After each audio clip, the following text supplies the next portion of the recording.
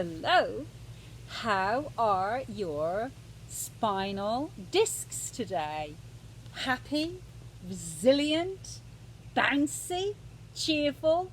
You have 23 of them, and I'm sure at least some of them must be feeling fantastic, doing the best job they can, and really enhancing all of your movement every day. Maybe you don't appreciate that and say, thank you, lovely discs. Or the one or two that you're picking on and saying, that disc, it's bonding, it's this and that. Oh, okay. Do you know a bit about your discs? What do you know? What can you see of your discs in your daily life, in your movement? Discs. It's a funny old word, isn't it? Here's a disc. Do you remember those discs? Remember what you do? Put them on the turntable, whiz them around. And I'd say, I don't think it's as mobile as your intervertebral discs. Well, you could say it's pretty mobile because it turns around, but it's not mobile in the way that its shape changes, its nature, and is made up of differing materials that convert compression into stretch. I'll show you that with this one. This model's better. So the body deals with different forces on its tissues. Bending, torsion, shear, compression, and stretch. 5 different forces. Quiz time. There's only 2 of those forces that the body's tissues like to deal with. I'll say again, see if you know which one it is, which ones they are. Bending, torsion, like twist, shear, compression, and stretch.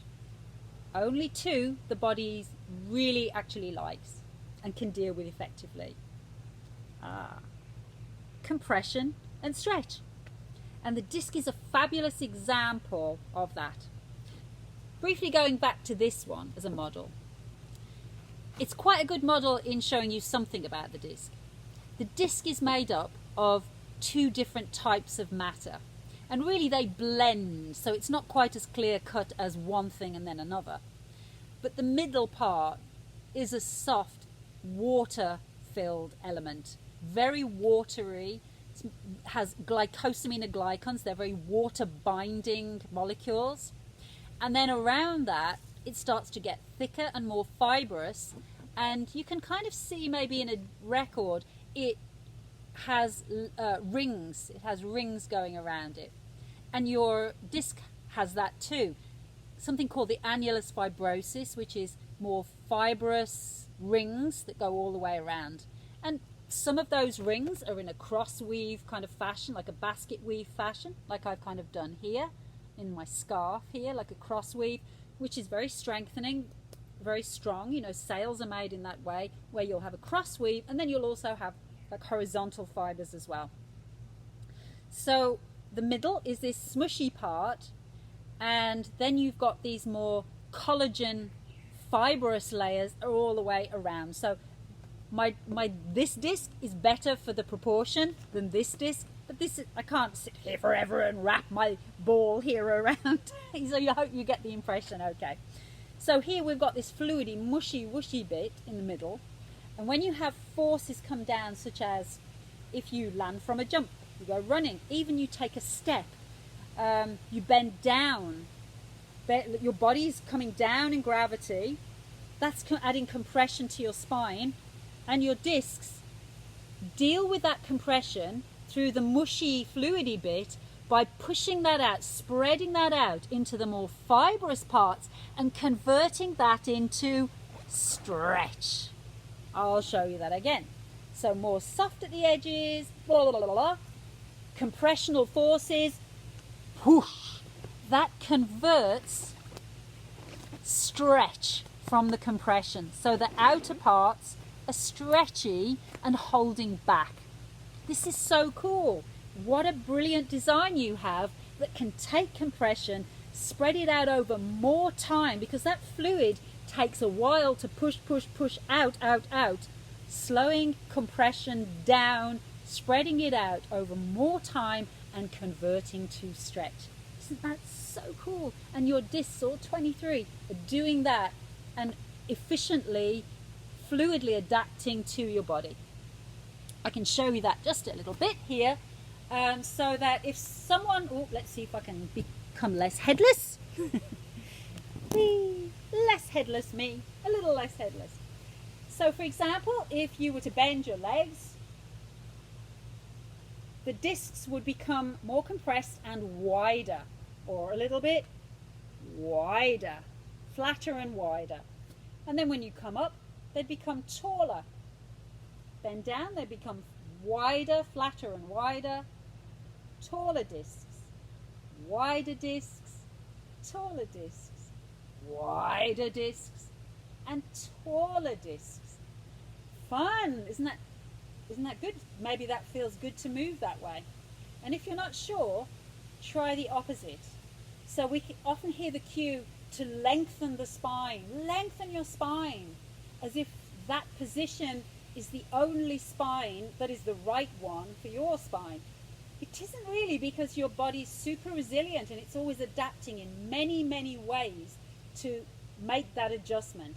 So try that, and in fact think, have a lengthened spine, lengthen your spine, and then bend down into something like, bend down and think, keep your lengthened spine, keep very tall discs, keep your spinal curves long.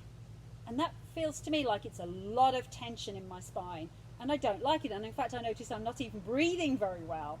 So let's shake that one out. And then instead feel, as you bend and stretch, your spinal curves deepen and then they lengthen. Spinal curves deepen, spinal curves lengthen. That's also dealing with forces by spreading the event over longer time. And you have ligaments that deal with that, and the discs dealing with it, right? So ligaments and discs, lots of stretchy stuff. So I'll try that. Let's try that again. We think as we bend, the curves deepen and the discs spread out, converting to stretch. Then you stand, your curves become flatter, the discs taller. Deeper the curves, spread discs, tall discs, and longer curves. Every time you take a step, that's happening. The curves shape changing with every step. So a little deeper, a little taller, a little deeper, a little taller. And the discs are squishing and shifting the watery part to create stretch through not just the rest of the disc, the outer part of the disc, but also in all of the ligaments that bind the spinal column. Your body is fantastic at adapting and dealing with that. And if we're always telling ourselves we have to go around with a lengthened spine, they can't really do the job that they're meant to do. And in fact, if you feel you're going around and always trying to correct your posture and pull your shoulders back and lengthen and keep that static position, those curves and the discs won't be able to do the job that they're built to do, which is to be resilient and adaptable and happy. So come and learn more and explore with me in Franklin Method classes, with lots more fun experiences and experiments and props to show you how your body really works functionally, happily, so you can enjoy it for a lifetime. I want to enjoy mine.